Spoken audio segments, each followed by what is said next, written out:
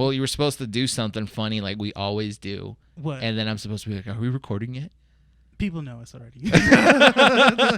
They expect us to kind of just tangent on our own. At this point, it's At this point, we could just kind of do it on command. Like can we're we, doing though? right now. Can we? Yeah, we're recording now. Yeah, that's fine. Renee, how's it going, my man? It's not too bad. Not bad of a week. It felt like a longer week this week, huh? You know what? It did. Yesterday and Wednesday for me was a long day. Yeah. It's because I went back to work after my weekend. That's why. You had a good weekend then, I'm assuming. Yeah, I went to go see my girlfriend. We just hung out and stuff. Okay. She lives in Upland. And so we just hung out. There's nothing to do because most of the places are closed over there. That's what I started to notice. Okay, Yeah. So speaking about that, like I said, I think I mentioned in the podcast before that I slowly have started to realize the effects of this pandemic, like months later. Because today I was reminiscing about wanting to go to Disneyland.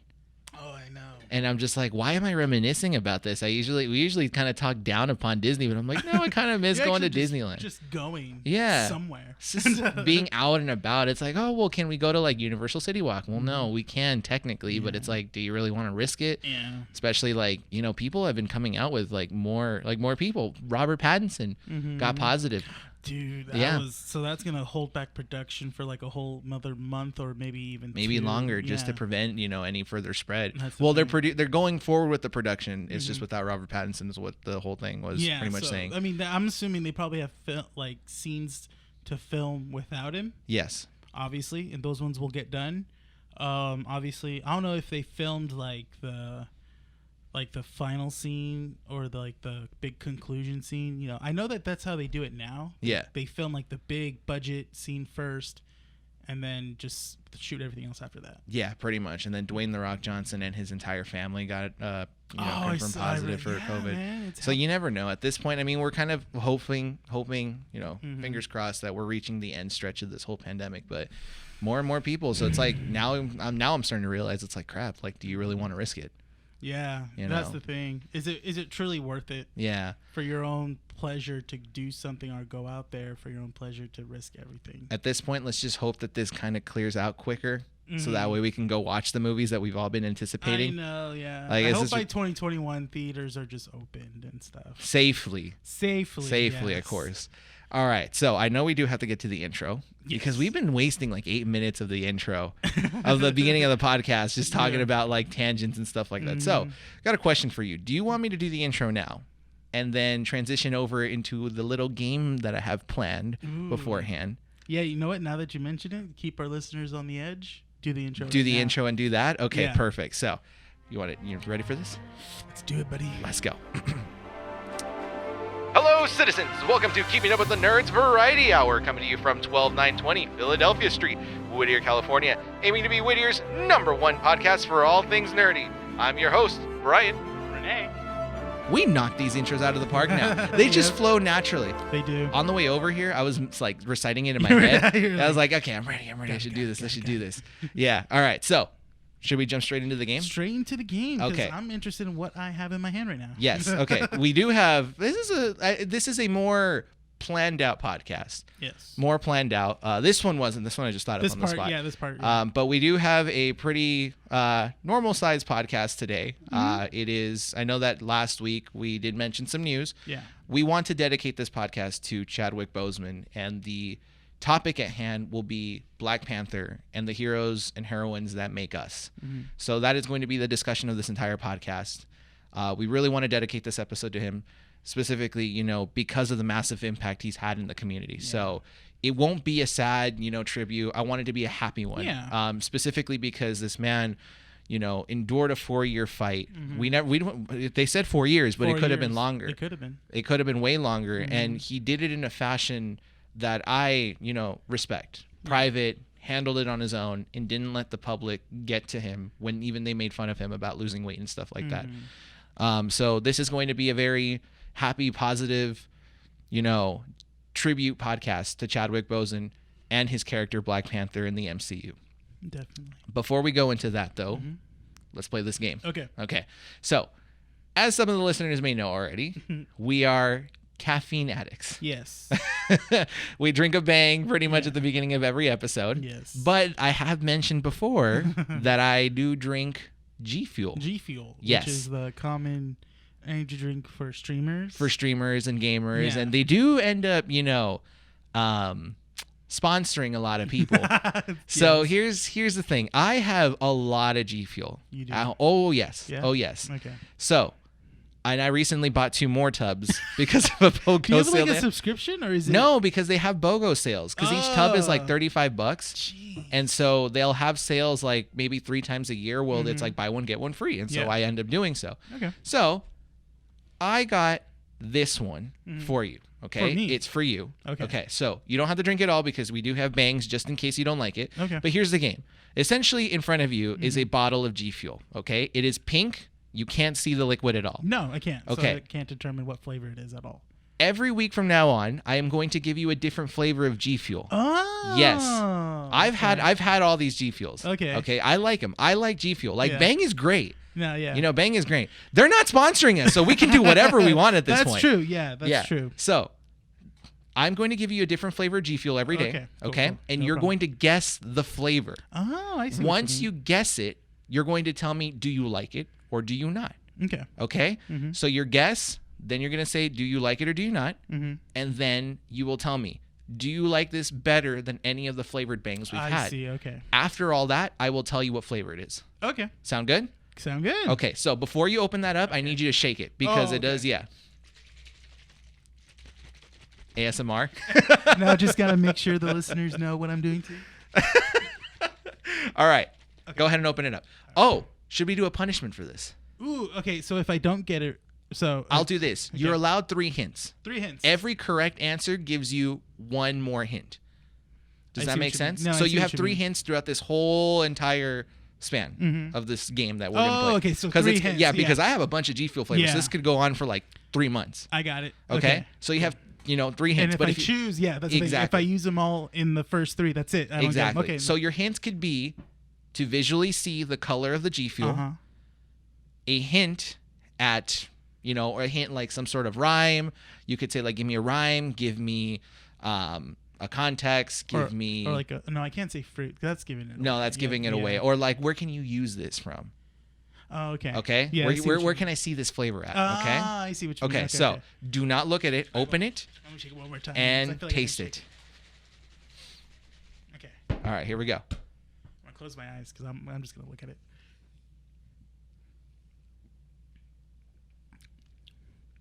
Wow. Whoa. I was going in for a second one. Oh, this is stumping you. This is an easy one. Really? This is an easy one. I want to say it's like tropical. It's okay. It's tropical. Keep in mind, you got 3 hints. Yeah. So you can look at the color. You can get a hint. I'm gonna close it up because I'm gonna look at it. I'm I gonna wanna give you a say- span of a minute. Okay, I'll say it right now. Pina colada. You think it's pina colada? Yeah. Is that your final answer? I can taste pineapple, Okay. but I'll say pineapple mango. Yes. Pineapple mango. Yeah. Okay. Okay. Okay. Do you like it better than any bang we've had? To be honest, no. Okay. It's good, Uh-huh. but I don't. I think there's been other ones that I've tasted, like a pina colada bang that I've had that tastes better than this. One. Okay. Yeah. Okay. All right. Yeah. Wrong answer. Really? Yes. I Oh. want you to open it up. You want me to open it? Open it up. The color will give it away. If you would have actually taken a look at the color, I Yeah? think you It would have would've had been it. a dead Oh, giveaway? you would have been so mad at yourself. Oh God, is it lemon lime? It's not lemon lime. It's green apple. Oh, it's green apple. It's green apple. Dude, my taste buds are whack. Man. You know what? Now that makes sense. Oh, Now you can smell it, right? The smell. It's the sipping of it, and then like if I would have kept going and drank this whole thing, I think I would have gotten. You would have green apple. gotten it. Yeah, but it's good. It's good. It's good. It's good. Okay. Yeah, I will So, say that. Next week I'll give you another flavor. Okay. And trust me, there is a flavor that I just bought this weekend. Yeah. That's like I'm even interested in watching it. It's absurd. It's absurd. it's I absurd don't even one? think you'll guess it if I give it to you. Okay. Yeah. All right. That's not so bad, you're 0 though. for 1. Yeah. We'll put that to the side. Yeah. And we'll open up our bangs now. Yay. Yes. I got him this time. I got blue raz, which is basically blue raspberry. Have you had this one? Raz. Yeah, I've had it. We've had it in the first episode, or one of the first episodes. The classic. All right, so let's just jump straight into the podcast. I'm definitely going to need this bang because I have been up since 5 a.m. today. Ooh, yeah, it's been heavy. So, like we said, we want to dedicate this episode to Chadwick Boseman, and so the topic of this podcast is going to be Black Panther. Yes. Let's start with this. Mm-hmm. Black Panther. Well, you're the bigger comic book expert. Here. Yeah. How big of a character is Black Panther in the comic books? Well, to say that now, obviously he's a big character now, but he's always been an essential character in the comic books before the movie came out. Mm-hmm. He's been part of many teams, obviously the Avengers, and part of the Illuminati as well too. Mm-hmm. If you guys don't know about the Illuminati, it's basically a gathering of all the greatest minds in the Marvel Universe in a team, which consists of Tony Stark, Doctor Strange, Professor Xavier, Black Panther, and I'm missing a few more people, but those are the main ones. So Black Panther was a part of this elite group of intelligent people. Because, if anything, one gripe that I did have with the Black Panther movie was that they kind of took away his intelligence away, because he's the one that's supposed to know how vibranium works all around and stuff like that. He's supposed to know because he creates his own suit and stuff. Having his sister Shuri, because in the comic book Shuri is a warrior. Mm-hmm. She's more of a warrior than a scientist. Mm-hmm. She's smart, but she's not as smart as T'Challa. But again, what she lacks in intelligence, she gains in fighting and stuff like that. She's always been a great warrior. So that's why in the comic books he's part of the Illuminati. He's a very intelligent man and stuff like that. He's very smart. So the thing is, he's been very important within the Marvel comic book universe. But he's been more of a background character, isn't he? Yeah, no, he's like, he's been... He's like the saving grace. Yeah. Mm-hmm. And, if you were a comic book reader, obviously you know about Black Panther. The casual people probably wouldn't know him right away or think of him as a Marvel character, if anything. It's like one of those like side groups because the Illuminati isn't necessarily mentioned as much. They're not even existent in the Marvel universe now, right? In the comic books? Not in the comic books, which I'm kind of shocked at. They should do that now because that would be really cool. It'd be interesting to see it. Mm-hmm. But like those groups, because even... What is it? Not the Dark Avengers, but there was like a dark version of the Avengers. I forget what they were called. Oh yeah, it was led by the Iron Patriot. Mm-hmm. Oh yeah, it was Dark Avengers. Was it the Dark Avengers? It was the Dark Avengers. Yeah. So it's like those smaller groups that had like their little moments of the spotlight kind of thing. Yeah. And I felt like Black Panther growing up, he was always the kind of character that would pop in and out every so often. Yeah, because he's actually an essential part of the Avengers stories. Mm-hmm. So that's why it's like he wasn't like one of the lesser known ones. It was just that he wasn't as popular, but he would be essential to each, to plot progression or even saving the heroes when they would need it. Because Captain America's shield is vibranium. Mm-hmm. They had to get it somewhere, so vibranium's located in Wakanda. So, but obviously, naturally, that's where the story would have to go to Wakanda, and then we meet Black Panther. And now Black Panther's introduction in the MCU, the Marvel Cinematic Universe. Yeah. His first introduction was in Civil War. Wakanda was mentioned in Age of Ultron. Black Panther was featured in Civil War. Yeah. But there's been mentions are kind of weird. I don't really want to say that mentions are like necessarily a big thing. Yeah. Because they mentioned Peter Parker in Winter Soldier. Winter Soldier, yeah, like a smart valedictorian. Yeah. And at the time, there were rumors that Marvel was talking to Sony about essentially borrowing Spider-Man for the MCU. Yeah. So to mention Wakanda, it's kind of like, oh yeah, you can mention Wakanda, but are you going to use it? Yeah. So his proper introduction to the MCU was Civil War. Yeah. And he donned the suit, but like halfway through the movie, after his father died. Yes. If I recall. Yeah. In a meeting, right? Mm-hmm. In an explosion. Yeah. What did you think of his introduction? Well, because you mentioned that they took away his intelligence. Yeah. In the movie. In the movie, in the Black Panther movie, they did. Mm-hmm. In Civil War, in his introduction as T'Challa, it was actually pretty cool. I didn't mind it. It wasn't too bad. It didn't feel forced. It was like, okay, cool. This is like basically they're citing the treaty. they're signing the was it Sokovia Accords? Yeah. Mm-hmm.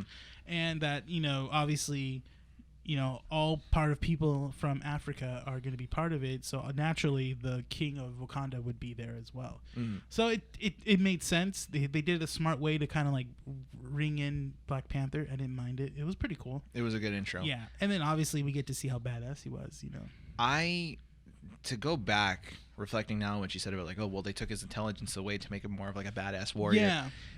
Personally, I didn't really mind that, even in his intro. Yeah. I really kind of liked how he was introduced there. Yeah.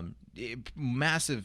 I think a big part of this whole thing was just Boseman's way of acting as T'Challa. Mm-hmm. He gave T'Challa a very respectable, very honor-seeking demeanor. Yeah. And so I felt like if we look at the Black Panther in the comic books and the Black Panther in the movies, Black Panther in the comic books is very, very well developed. Like there's a lot of things that I don't think would fit in a movie verse. Mm-hmm. You can't have a man that's athletic, strong, super smart, and all these different things. Yeah. Like what weaknesses does he have then? That's true. Yeah. So I felt like taking away his intelligence and making him more of like an honor-seeking, individual in the movie gave him a much bigger purpose. No, his father's died, so now what does he have to do? Yeah. And what was it that it was a quote that was passed around this last week after his passing. Yeah. Where he's like, "Death does not mean the end." Yeah, in my culture, death is not the end. Yeah, that line hit. Yeah. Even at the time, it's like, yeah.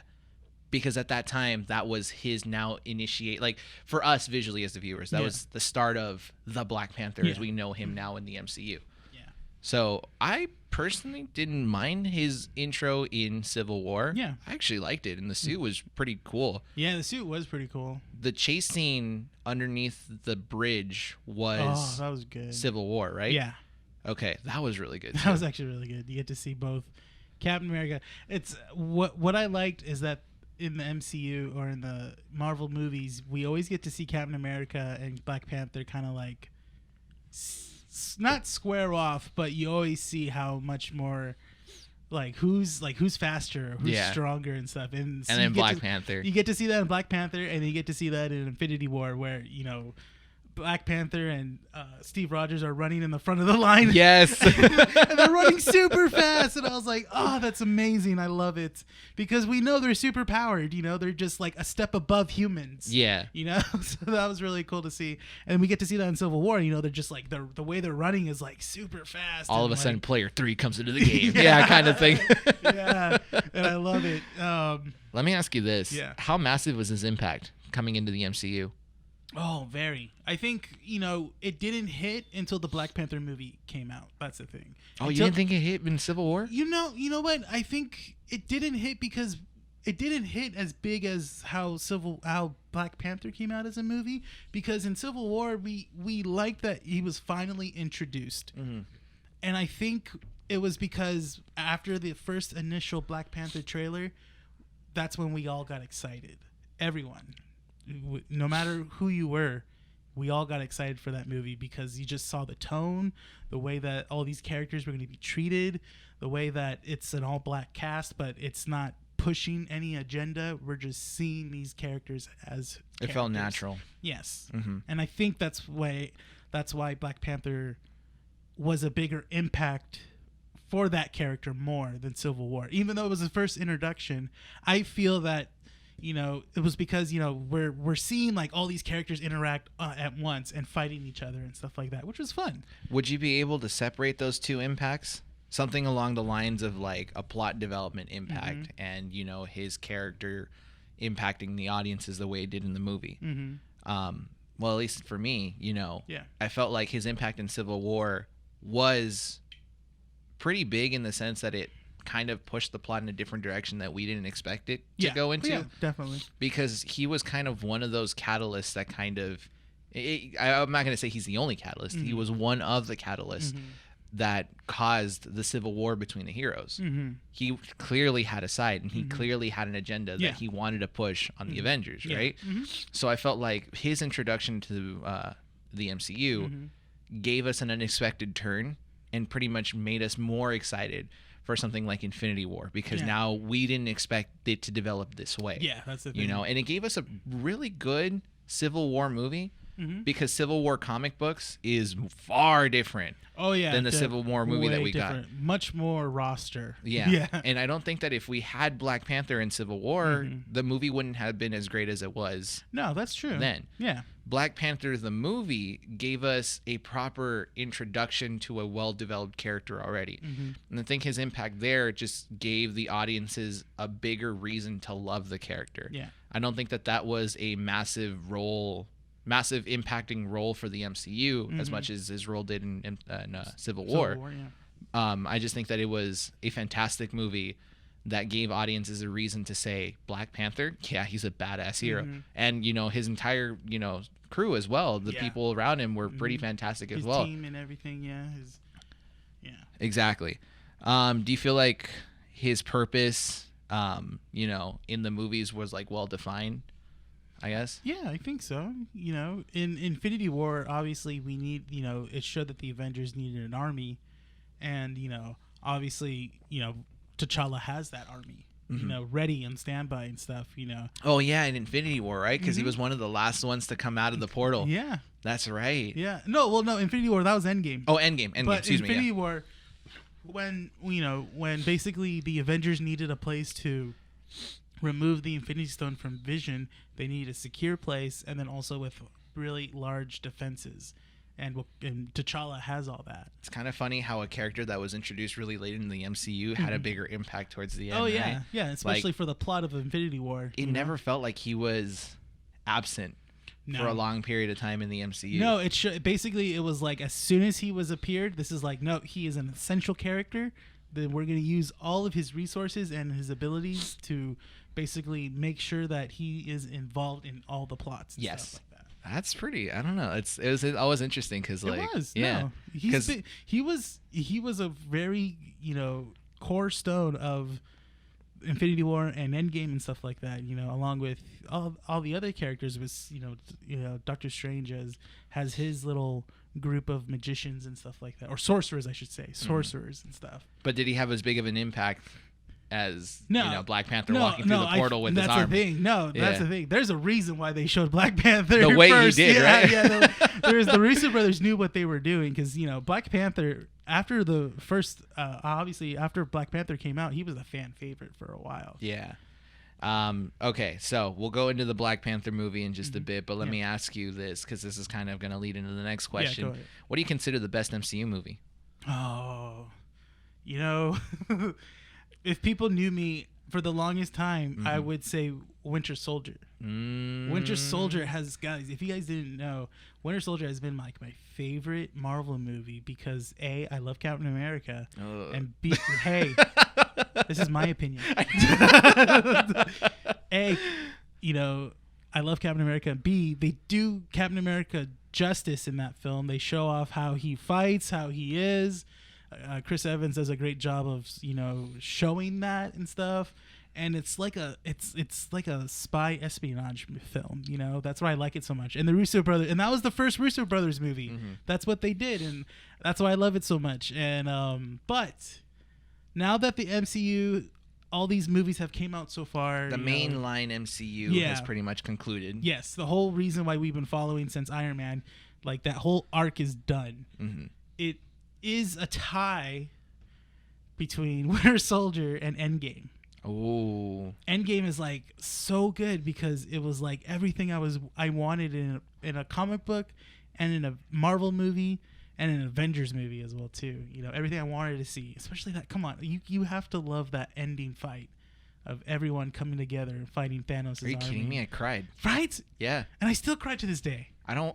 Okay. It was everything I wanted to see, and I still love it. I still get chills when the portal opens, you know? I think this is why you and I actually talk well together, because I can always bounce back from what you say and add more to it. It's great because you pretty much gave me a better reason to explain my favorite MCU movie. Yeah. I'm on the same boat as you.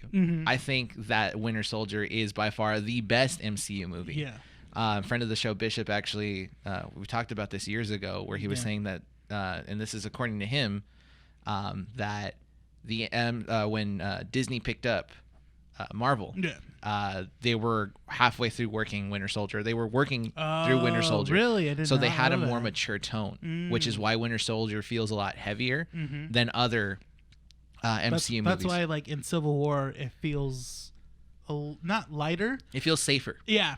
Yeah, Definitely. and Winter Soldier wasn't that safe. No. Like, they was legitimately, like, people were having- shooting one another. No, and and then also the plot of, like, oh, wait, Hydra has been hiding within S.H.I.E.L.D. yeah. That was a big thing. Like, Yeah. it Well, was I like- mean, we've known about this. Like, we Yeah. know. But to see it in the MCU and for Yeah. the audiences to see that, it's like, Yeah. whoa, what the heck, right? But I also share the same thoughts about Endgame with you. Yeah. Endgame for me was massively impacting. I watched this with a couple other friends. Shout out to Sarah, John, the entire crew. You know, I went to watch it with them at I think it was like a midnight release. I know it was late at night, and I remember that end fight scene was like, oh my god, Yeah.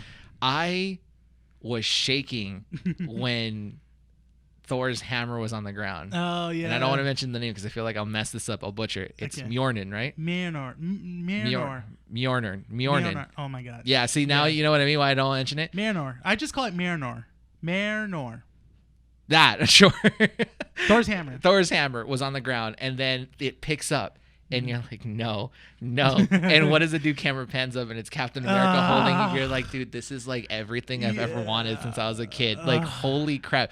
You never thought how massive an impact, like how big of an impact just an image would have. It's so funny that they did that because we forgot about that in Age of Ultron. Yeah, that he moved it. He nudged it. And I was like, oh, that's right. Yeah, he It was nudged always hinted at. Like, was always hinted. Captain America picked it up in the comic book, so she should be able to pick it up here. And then when we saw it, we're just like, oh my God, it's happening, guys. It's like we all got emotional. In the theater, everyone was like crying, and everyone was like, oh my God, this is so great. That was like the beginning of like many great moments in that whole It wasn't film. Thor's hammer, excuse me. It was his axe. Oh, It was his new, because remember, he breaks the hammer. Stormbreaker. Stormbreaker. There you go. So it wasn't Mjolnir, it was Stormbreaker. No, it was Mjolnir. I mean, he brought back Mjolnir from the past. Technically. Okay, sure. But yeah, so even with that sentiment still there, Winter Soldier for me remains top spot. Yeah. Because Winter Soldier, I can play in the background and continuously watch and enjoy over and over and over again. Yeah, definitely. Endgame for me, and I know I'm going to get hate for this, but this is how I feel about this, Yeah. in my opinion. Endgame is like that dessert that you don't want to have over and over and over again because you don't want to ruin the taste. That's true. No, Yeah. that's perfect. Yeah. No, I totally get what you that mean. special dessert you save for Yeah. like your birthday or something. Or It's you're just it's like, that coconut cream pie. yeah. And Well, yes, key lime pie for me. Oh, it's coconut cream pie. You're like, I can eat everything about it, but it's just like, but I don't want to ruin it. So let's just put you that wanna away. Save that for a rainy day. Yeah. basically. So Winter Soldier for me is that movie in the MCU that you can watch over and over and over and over again. So now going back to Black Panther, where does it rank for you amongst all the other MCU movies? Yeah, no, Black Panther. When I first initially watched it, I think I've seen that movie in the theaters like 3 or 4 times with many different friends, and I think for a while it was on contender with Winter Soldier for like when but this was like after I first saw it, and I was like, but wait, thinking back at it, that's when I started kind of like break it down. There are some things, it's not a perfect movie, but it's a great movie still overall. The one thing that I will have to say is that the end fight, the CGI gets a little weird. It does, but I think it's because of all the heavy, movement that was going on. That's the thing. Yeah. It was a lot, and I get what they were trying to do, but at the same time, you got that money, so it's like money. Come on, come on, guys. But yeah, no, and then so I was like, okay, but if anything, it has to be number 5. Okay. Yeah, it's a like top 5 favorite Marvel movies. top 5. It's a top 5 favorite Marvel movie for me, and it's number 5. Okay. Yeah. Okay, respectable. Black Panther, I would probably say top 5 as well, and I'm not piggybacking on your ride. No. I think it is kind of like the obvious answer for a lot of people is that it's a movie that you can watch and really love and appreciate because it had a much different tone than most other ones. So like think of every other solo Marvel movie that's out there, right? Yeah. You have the Iron Man series, you have the Captain America movies, you have the Spider-Man movies, You have the Thor movies. the Thor movies, like they all have this kind of light-hearted tone. Yeah. Even Iron Man kind of had. Iron Man. No, Iron Man kind of started out like that. It was very, it was very funny, and then it had its Well, 'cause it's Tony action Stark. scenes. Yeah, it's Robert Downey Jr. So it had like its humor, and it had its action, but then it had its like, obviously those emotional moments for like when Tony Stark's character had to change and stuff like that, change his ideals on life and stuff. Now that I'm thinking about it, so Tony Stark was very humorous because of his personality. Yeah. Captain America's movies were very hopeful. Yes. Because he kind of represents that in a way. Mm-hmm. Peter Parker's Spider-Man movies were a coming-of-age story. About responsibility and stuff. Thor like was that. like to find himself and understand who he truly was. Yeah, because with Thor's character, the running thing was like, where does he fit as a leader for Asgard? Exactly. And stuff like that. And then Black Panther was maintaining the society that he loves, the civilization he loves. Does he want to open this up to the rest of the world, or maintain closure and keep everything that he has known throughout his entire life secret from everyone else?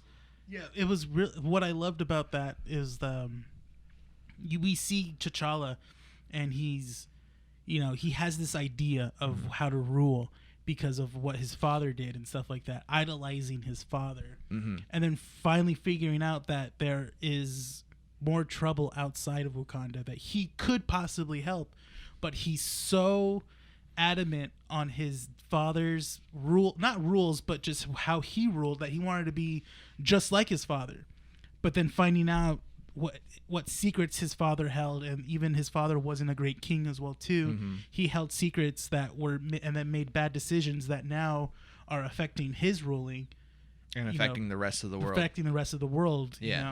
And realizing that he has to change. The thing about Black Panther, in my eyes, is that Black Panther had more loss than any other of the MCU movies, solo MCU movies. Every other one had a loss. Captain America loses Peggy, Thor loses his identity, loses his privilege to get back to his home world.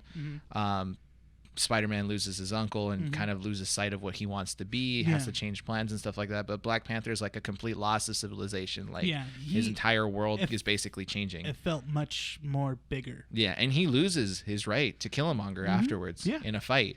So it felt, I think this is a very appreciative part of the entire movie, is that it felt darker.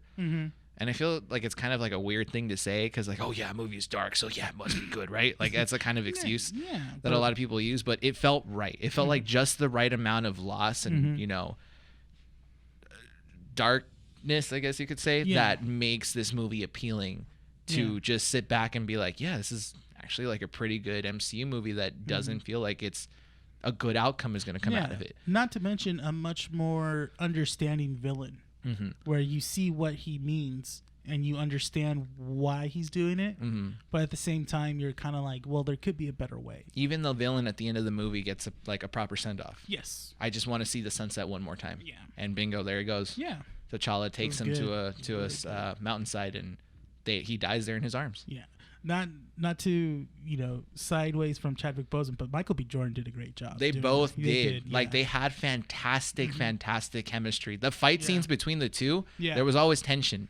There was always tension. Yeah, that first fight scene when they're on the mountain, like they're fighting, I was like, oh, that was so good. Like I got chills the entire time. I probably should watch this again. I rewatched it. No, I rewatched it after the news happened, and I watched like Civil War, Black Panther again, and I was just like, man, yeah, I forgot how good this movie was. It's like a sleeper film, and I'm glad it is a sleeper film because like if more people start to watch it, like, yeah, what the heck, is good. It's really good. It's a good movie. I remember seeing the trailer, and like they made it kind of like with this music and everything, it made you kind of hyped up for it. It didn't sell it to the point where it was like, oh man, this is gonna be like great. No, it was like, okay, let's see. Let's give this a shot. Yeah, let's see. It looks good. Good. And then you watch the movie, you're like, what? Yeah. That was great. They like gave you a little bit of a jab here and there, then an uppercut like right as soon as you watch the movie. That was a good movie. So I remember talking about this a couple issues back regarding its placement in the Academy Awards, because when this movie came out, it was nominated for Best Picture. And there was controversy for that, right? So I pulled up a list of the Academy Awards it was nominated for and won, according to the list that I found. So it won Best Original Score. It won Best Costume Design. It won Best Production, Nominated for Best Picture, nominated for Best Sound Mixing, and then nominated for Best Sound Editing. Not Best Actor.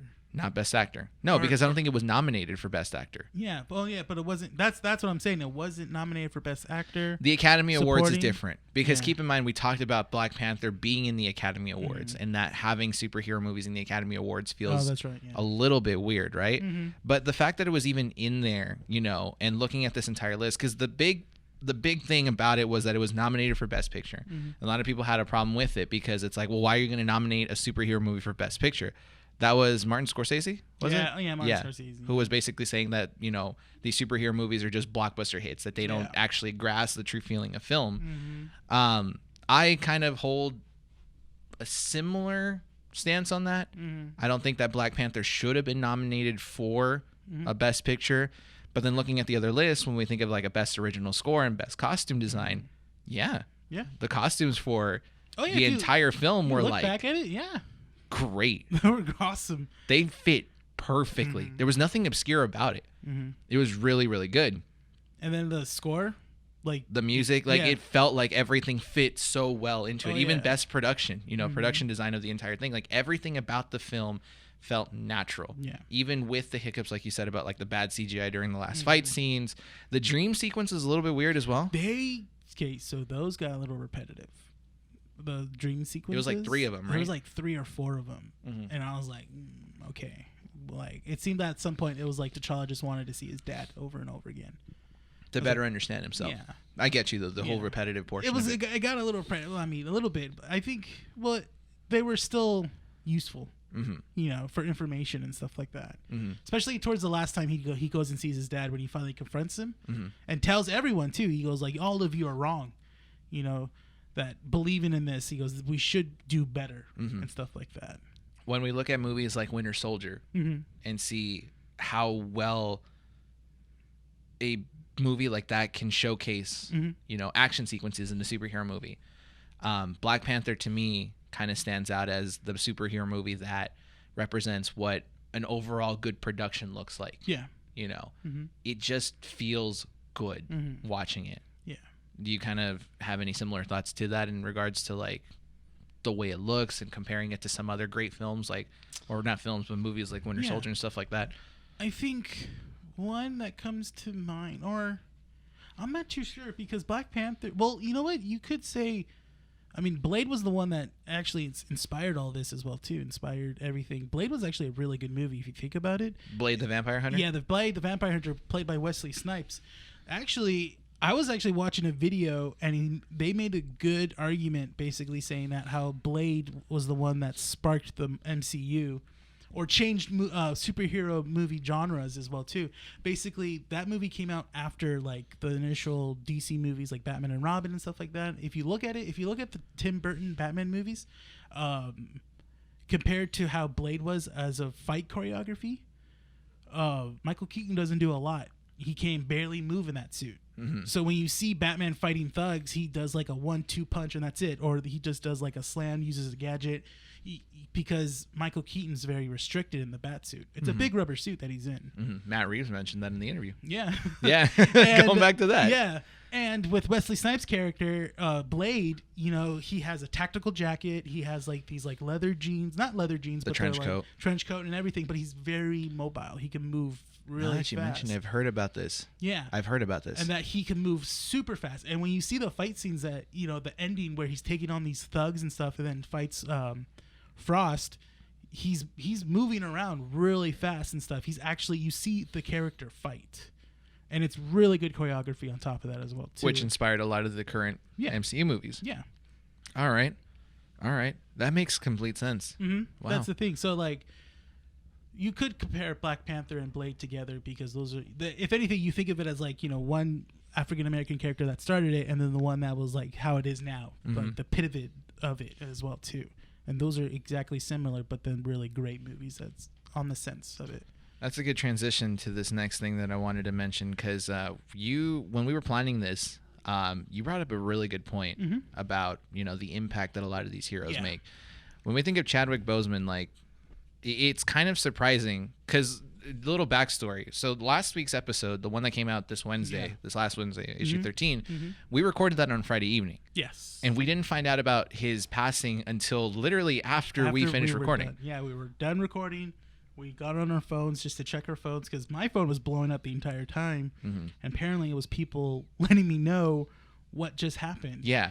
But I don't look at my phone when I'm recording. No. That's the thing. You know, that I don't do that. And then I'm sitting there and my friend Hayden just basically goes, dude, did you hear about Chadwick Boseman? And I'm like, what do you mean? He goes, then he says cancer. And I'm like, he has cancer? What? But I'm looking at it and it says dead or, you know, passed away. And I was like, what? And he had, you know, colon cancer. And I was like, oh, no. And I'm like, this is not real. I'm like, this is not real. Because when you first hear celebrities dying, especially, you know, obviously well-known celebrities, and you're like, this has to be a hoax. Maybe someone's just saying it just to ruffle feathers and stuff. And when you look at, you know, 4 or 3 websites that are saying the exact same thing, you start, oh no, this happens. This is real. Yeah. And it was, man, it was, we were, me and Bryan, if you guys didn't listen to the ending part of that issue was very like you, because I asked you afterwards, I'm like, are you okay? Because you kind of like looked a little bit worried, and that's when we found out afterwards after recording that episode. But you know, the initial finding afterwards, we had to record a little bit of it to put in place or in front of the podcast. In front of the podcast, because we just found out we had to let everyone know why the tone of the podcast was the way it was, because we literally recorded that Friday, like you said, and found out right then and there after we recorded. Yeah. The reason I mention it, though, is because Chadwick Boseman's passing was so impactful. It hit many different communities. Yeah, not just, you know, in the African American community, but just almost every single community out there. A lot of people, even people that I didn't think would be, you know, interested or, you know, watch these movies cared. Like, these people were looking back at Boseman's entire acting career, like Jackie Robinson, you know, for example. But they always went back to this whole Black Panther portion of his career. Yeah.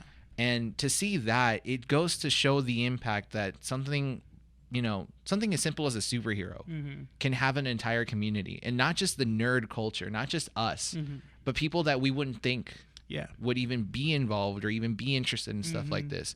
Boseman did something that very few people can do. And you brought this topic of like, well, why do we choose to be around or even support the characters that we do since we were kids? Boseman did this to a new generation.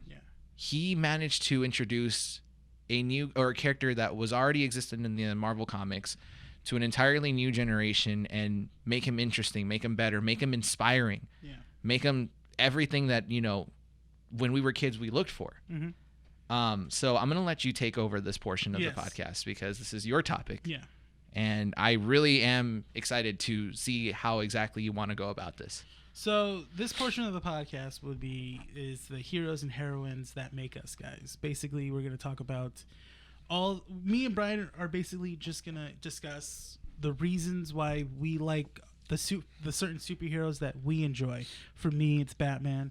For Bryan, it's Spider-Man. Talk about basically why we chose to love these characters so much, how we got them, and what basically made it stick. You know, why we till this day, like right now, is our favorite. Because Boseman's going to do that. For this generation, he did that for this whole generation of, you know, and then hopefully next generation of people as well too, coming in and seeing, you know, how great of a character he brought to the screen and stuff like that. But we're going to talk about our favorite characters, guys. So I will start off with you.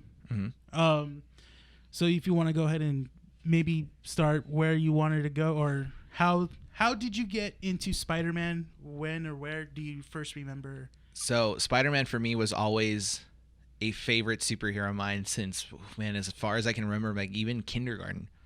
I would always try to like climb different, like the jungle gym and stuff like that, and you know, the famous like the fingers and stuff like that.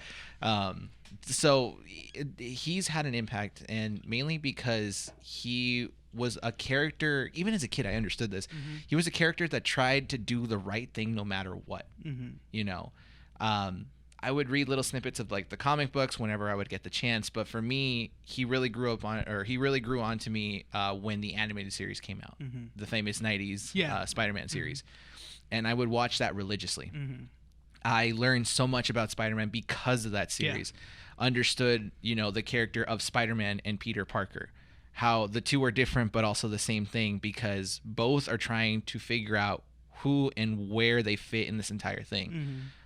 Even risking his own personal life and, trying to balance everything, he always tried to do the right thing. And that's something that I try to live by to this day. The Spider-Man game, for example. And I mentioned this to you outside on an outside conversation. How well it tries to balance this aspect that, like, Peter Parker has responsibilities that he has to do. But when he travels as Spider-Man, he always hears the call of like, oh, there's this suspect running away this way, that way. And you're like, oh, shoot, I got to. You feel so compelled to do those things because you're Spider-Man. So he has always been an inspiration for me in that sense. Both the Spider-Man character and the Peter Parker character. I've always tried to live by that code where it's try to do the right thing, no matter the cost. Because trying to do that right thing is what matters the most. It benefits everyone. It'll even benefit you at some point. You learn more about yourself. I like Batman too. I grew up with the Batman animated series, but for me, Spider-Man has always stuck with me. He's been my character. He's been my favorite superhero, and he's stuck with me since kindergarten. And to this day, I still will wear his shirts. I'll still read his comic books. I'm like the big Spider-Man enthusiast, basically. But you, regarding Batman, same question. Batman for me, the first introduction I got. So let me give you a little backstory. In my kind of childhood, we grew up in a not wealthy and stuff, or obviously not, a little under what's it? There's a little below middle class. So a little lower than middle class, basically. And both my parents had to work. They've worked long hours and stuff like that. So I've kind of always been a kid that's been either to himself and stuff. And my parents have always been super busy when they were working and stuff like that. So they they were more focusing on just making sure we had clothes, food, and a roof over our heads. When it came to certain, characteristic aspects I got from either watching TV or just kind of just observing and stuff like that. And first, the one thing that I watched as a kid was obviously Power Rangers and then Batman the Animated Series. And Batman the Animated Series really hit me as a kid because I see these villains that are just so colorful and so so interesting. Joker was always an interesting villain to me when I was watching as a kid, and just seeing how it's you see how funny and plucky and scary Joker is, but then you see how serious Batman is, but then also at the same time just kind of standing his ground. And when I got a little older towards the thing, I figured out Batman's parents died when he was a kid and stuff like that. He took that tragedy and just ran with basically becoming a vigilante and stuff like that. And I've always admired that of Batman, or Bruce Wayne, of him realizing that he can use that for good. And for anyone else, that could have been their downfall. That could have been the long road of just a dark life and stuff like that. But he used it for good. And I love that. And I love that he's just everything that I've wanted to be, just brave, always thinking ahead, always just seeing the outcome before it happens, and just I don't know, it's just, and then he has those cool gadgets, obviously, and stuff like that. But he's got the money and cool gadgets. He's got the money and cool gadgets, but just he's so interesting, because I've always loved how he can just, he's not just strong, he's not just built and stuff like that. He's smart too. He can think his way out of stuff. He could also, determine what will happen right then and there. And it's just so cool that I loved Batman, because he inspired me to basically be smarter, always think ahead, and always trying to, always just basically, whatever stuff happens in your life, you gotta always use that as your own personal, barrier to get past. It's interesting that you say how, you know, Bruce Wayne, Batman, had loss to become who he is now. Yeah. Peter Parker had the same issue with, you know, Uncle Ben. Yeah. It basically shaped him. Famous line of Spider-Man is, with great power comes great responsibility. Yeah, I was waiting for you to say it. I was like, come on. Oh, you want me to say that? Yeah, say it. That's why I stuck the hand out. But that's the famous line of Spider-Man. You know, we always, we'll get a little bit serious here. We're going to get a little bit serious here. There's always this running joke amongst people when they say like, oh, in order for people to become superheroes, there always has to be some great tragedy. You know, people have to lose their parents or all this other stuff. And what they have to overcome something. They have to like have massive loss to become a superhero. Yeah, sure. In part, that is definitely true. Yeah, because Bruce Wayne loses his parents and that tragedy shaped him to overcome his fears and represent and become the hero that Gotham needs to prevent it from becoming a downfall. Spider-Man becomes who he is and takes responsibilities for what he is given based on what Uncle Ben, you know, told him. Tony Stark, you know, he had massive alcohol problems in the comic books and kind of mentioned in the MCU as well. And he tried to become better than what his father was. He did no longer wanted to develop weapons. He wanted to develop things that improve the community. So there, in theory, that is right. But for me, on my end, and this is where I'm going to get a little bit serious, being this involved and this dedicated to nerd culture and being this close to Spider-Man, in a way, saved me. Because I never truly understood what that was about until I lost my dad a couple of years back. And that pretty much hit me hard. How can I put it? Yeah, definitely it hit me hard, but if it wasn't for the mentality that these characters taught me, these fictional characters taught me, I don't think I would be around the way I am. Oh man, I even lost my train of thought thinking about this. I wouldn't be the way I am now if it wasn't for them. Is what I'm trying to say. No, I see what you mean. Basically, like they wouldn't. It like these characters taught us how to deal with tragedy and loss in our lives. That when it happens, they helped us cope with that and stuff like that. Helped us get through that. None of these heroes let tragedy get to them. Like they do, but in a different way. Tragedy for them is something that sticks with them. Like we know this because even when we were talking about the Three Jokers comic book, what were the beginning portions of the Batman issue? We've seen his scars. Scars never fade. They stay. And that's a true portion of that entire thing. These tragedies never leave these heroes. These tragedies stay with them for their entire lives. But the tragedies shape them and encourage them to keep going forward and to keep doing what they're supposed to do. My father's death will never leave me. To this day, you know, I have not gone to visit his grave because I can't bring myself to do it. But because of that, I was given the opportunity to be better. If it wasn't for that, I wouldn't be encouraged to continue forth and pursuing better education, pursuing the projects and works that I do, you know, becoming a better man, not for myself, but for the people around me. Like I said, I follow Parker's code of conduct in terms of like doing the right thing for people around me. I tend to focus on other people more than I do on myself. I forget who I am myself sometimes, but it's because I enjoy helping others. And I don't do that because I want to be like Peter Parker. No, it's because it just comes natural to me. And he taught me that you may lose something or someone and have that tragedy follow you for the rest of your life, but it doesn't define you. It basically makes you a better person in the long run, depending on how you look at it. You know, Bruce Wayne does the exact same thing. He does. I don't know if maybe you have any kind of like relation to pretty much that, if you feel comfortable talking about it. No, I do actually. I also lost my mother, I think 3 or 4 years ago now, and that was that hit me really interesting because I never thought I would lose my mom, especially as early as she did. She died, and it made me. I was quiet for a while, but then it made me realize that I needed to step up, and because I had to be the one that basically pulled my family away from it as well too. My sister took it bad, my brother took it worse, and obviously my dad was a wreck.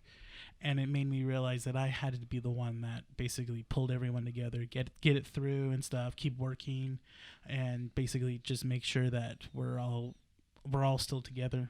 and stuff. And that's when, like, basically, you know, and then I didn't realize until, like, after a while, it's like, oh, yeah, it's the same mentality as Batman, always trying to basically keep the city together. And no matter what happens to it, no matter what's happening, you just got to make sure that the city is safe and stuff like that. Because that's what he loves. He loves his city and stuff. Yeah. And it made me realize that I was like, oh, crap, you know, I'm just, you know, basically doing the same thing, trying to keep my family together and stuff. And, you know, I didn't mind doing it because, again, it came naturally to me. I didn't hold any grudges. I didn't point it out to anyone that I was the one doing stuff because that's not who I am. I just keep going and basically keep moving forward.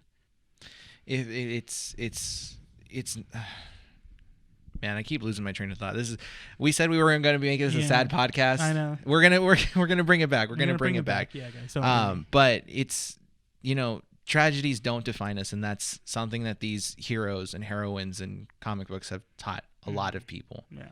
I feel like Boseman will pretty much do that for this next generation as well, with his Black Panther portrayal of Black Panther specifically. You know, we don't see a lot of heroes of color, people of color in hero costumes, especially in the MCU. Like we have Falcon. Yeah. Who else do we have? I'm blanking out right now. And I shouldn't. No, we have like Storm and X-Men and stuff. Storm like and that. X-Men. Yeah. And oh my God, man, are we really blacking out because we were like making heavy topics and stuff like that? Point being is that in the MCU and in like different superhero movies, we don't have many people of color. Yes, we don't. And Boseman brought forth a character like that, and will probably encourage many people to see him and be like, wow, this is like immensely like possible. This is something that we can do. Yeah. And Boseman follows a different path than most of these other superheroes.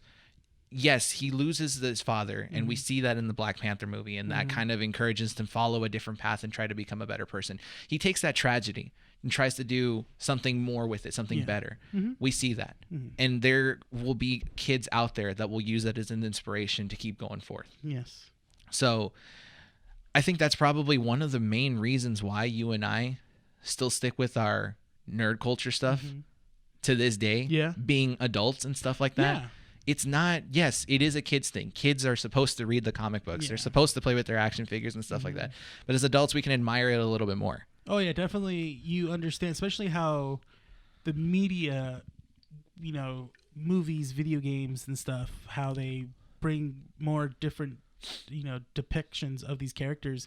Like you said in the Spider-Man game, you know, you feel the responsibility when you play as Peter Parker Spider-Man and stuff like that. You're going through the city, you hear someone in trouble, you're compelled to help that person no matter what mission you have to do in front of you and stuff like that. Speaking of video games, Camilla Khan's getting more spotlight in the Avengers game. The Square Enix one. Yes, I saw that. I actually saw a little playthrough of her character through, I think she's going through, like, I guess it's either a helicarrier or like the rubble of something, and she runs into Bruce Banner and stuff like that. And it was actually really fun. It looked really fun. I really want to play it. I really want to play it, and I love that they're focusing on Miss Marvel a little bit more in this one because she is a very, very awesome character.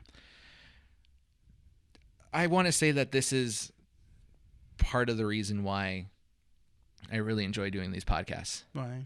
It's for that reason. It's just making sure that we keep the spirit of nerd culture alive. Yeah, of course. There's more to it than just discussing comic books and, like, you know, making fun of it and, you know, putting our own opinions out there and making friend of the show Rebel mad and stuff like that.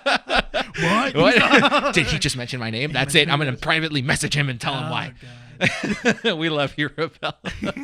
But, you know, yes, we do. It's part of me wants to say that I appreciate talking about this specifically with people like you because I want to keep this alive. It's important. I definitely, when I have kids, will show my kids all these different things. Show them the Spider-Man movie. Show them the Batman animated series. You want to show them the inspiration or that spark that hit you as a kid.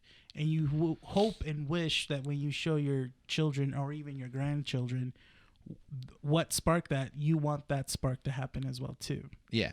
Sometimes it doesn't happen. Maybe they need to find it on their own. But if you introduce this world to them, I assure you they'll have that spark.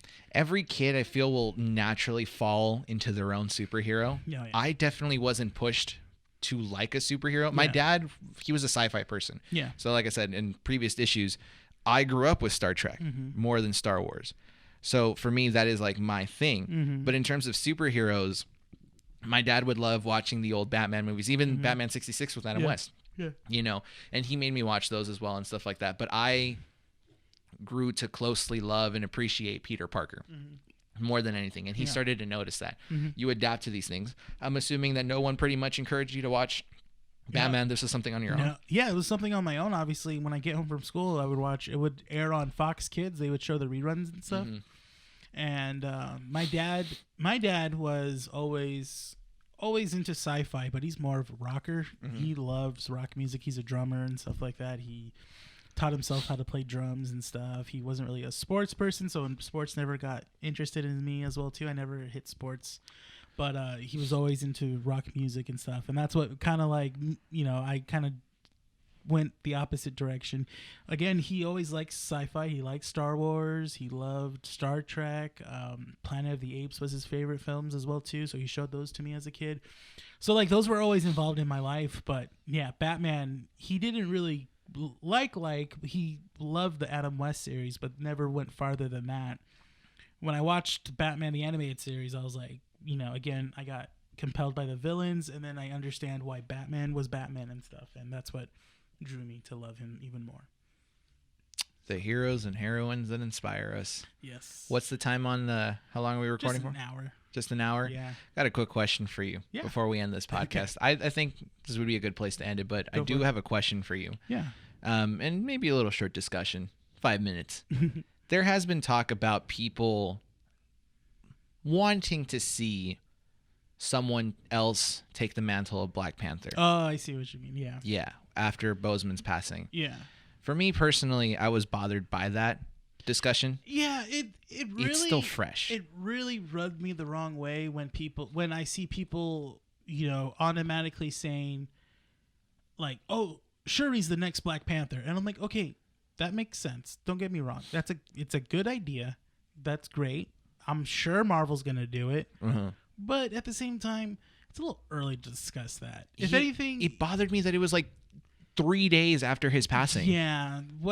And I think we took it hard because we all loved Chadwick Boseman's just his, you know, his character. We loved him as an actor, and we loved his flair he brought in with T'Challa and stuff like that.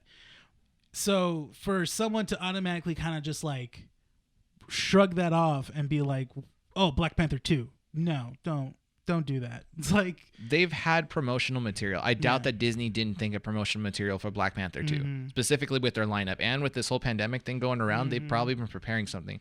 They're going to have to scrap it all.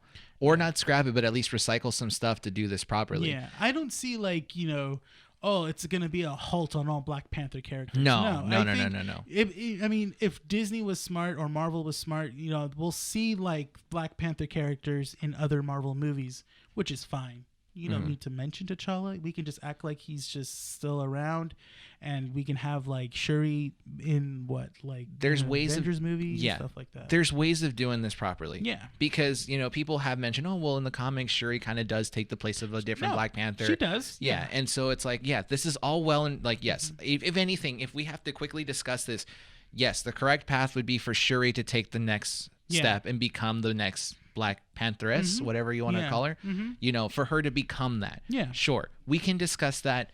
For now, can we just take the time to properly respect what Boseman has done for this entire community? Yeah, because it just makes you feel like you don't really care what he did and what he impacted.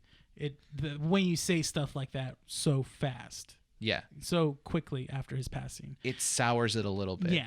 Definitely. And it's like I've had people mention as well, like, oh well, they just should bring back Killmonger and you know make him the Black Panther. Okay, again, stop bringing these things and ideas up. Wait, it kind of have you noticed that it kind of died down a little bit now? That's the thing. Yeah, it has, and people were doing that when they were also doing that when Tony Stark died in Endgame. they were like, oh, Rescue's going to be the next Iron Man. Or no, like Tony Stark has a daughter, so but she's going to be the new Robert Iron Downey Man. Jr. didn't pass. Yeah. He's still alive. Yeah. So those discussions could be a little bit different. But Robert Downey Jr. has said that he's done playing Iron Man. Oh, yeah. Oh, yeah. He's done. Yeah, he's definitely Iron Man. done.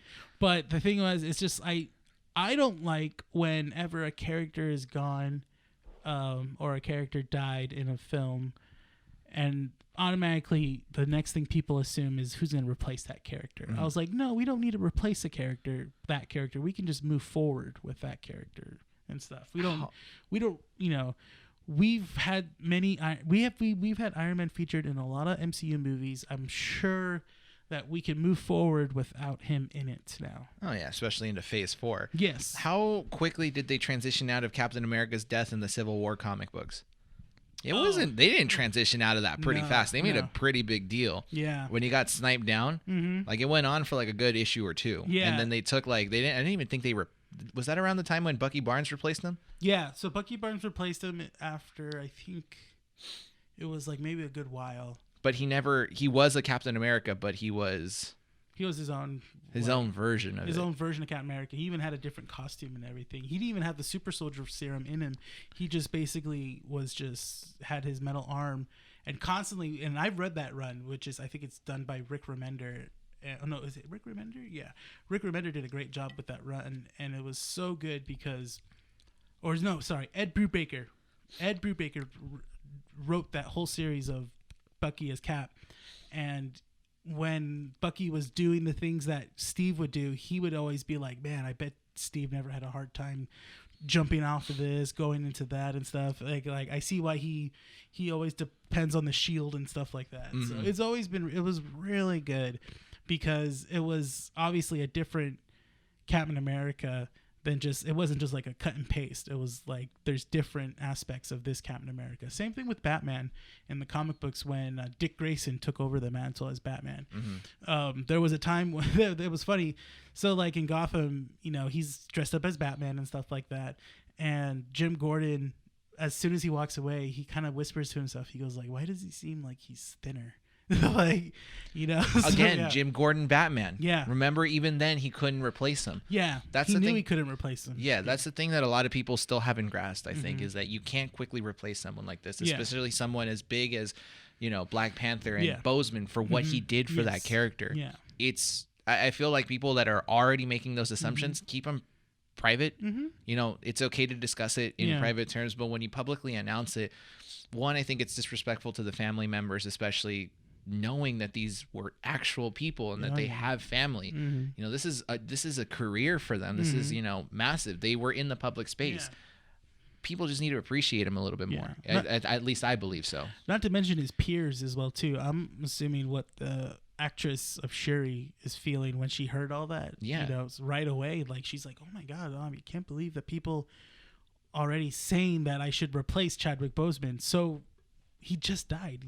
Just relax a little bit. So the discussions can happen later. Yes. The discussions can happen later. We, as comic book nerds, you and I already know the correct path that Marvel can take to do this.